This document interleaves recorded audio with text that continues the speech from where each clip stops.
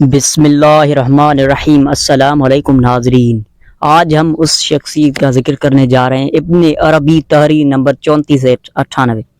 نامور مسلم صوفی فلسفی جس نے صوفیانہ اسلامی سوچ کو فلسفے کے رنگ میں رنگا وہ ابن عربی تھے۔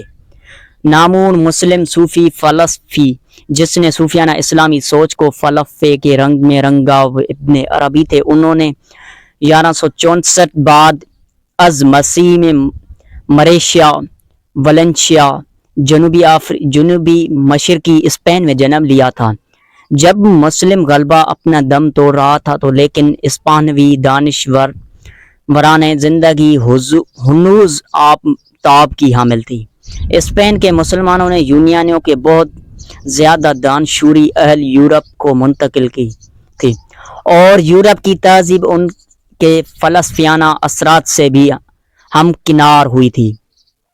ابو بکر محمد ابن علی محی الدین الحطامی الاسدلسی جنہوں عام طور پر ابن عربی کہا جاتا ہے، ان کا تعلق ایک متقی پارسا پرہیزگار مذہبی خاندان سے تھا اور صوفیہ کرام میں دلچسپی اس خاندان کی روایت تھی۔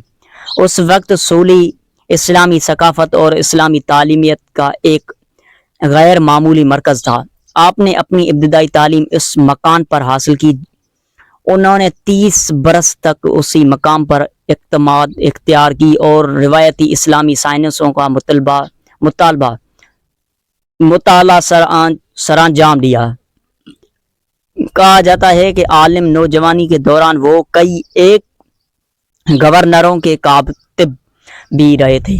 ابتدائی عمر میں ہی اپنی عدالت کے دوران وہ ایک الہام سے لطف اندوز ہوئے جنہوں نے ان کی زندگی کی راہیں تبدیل کر دی اور وہ اپنی زندگی کے ابتدائی دور کو دور جہالت قرار دینے لگے۔ انہوں نے بہت زیادہ سفر طے کیا تھا لیکن اور ان میں سے ایک سفر کے دوران ان کی ملاقات ڈرامائی انداز میں فلسفی ابن رشد سے ہوئی جو ارسطو نواز فلسفی تھے۔ وہ ان کے والد کے نزدیکی دوست تھے، لہذا انہوں نے ابن عربی کا امتحان لینے کی ٹھانی کیونکہ وہ اس نوجوان کی غیر معمولی فطرت سے بارے میں سن چکے تھے۔ وجود کے اس نظریے کو اسلامی تصوف کا ایک لازمی حصہ قرار دیا اور وہ اسلامی ممالک میں اس نظریے کے فروغ کا باعث بنے۔ اگر آپ اس چینل پر نئے ہیں تو اس چینل کو سبسکرائب اور لائک کر دیں اور بیل آئیکن کو دبا دیں تاکہ ہماری ہر آنے والی نئی ویڈیو آپ تک پہنچتی رہے۔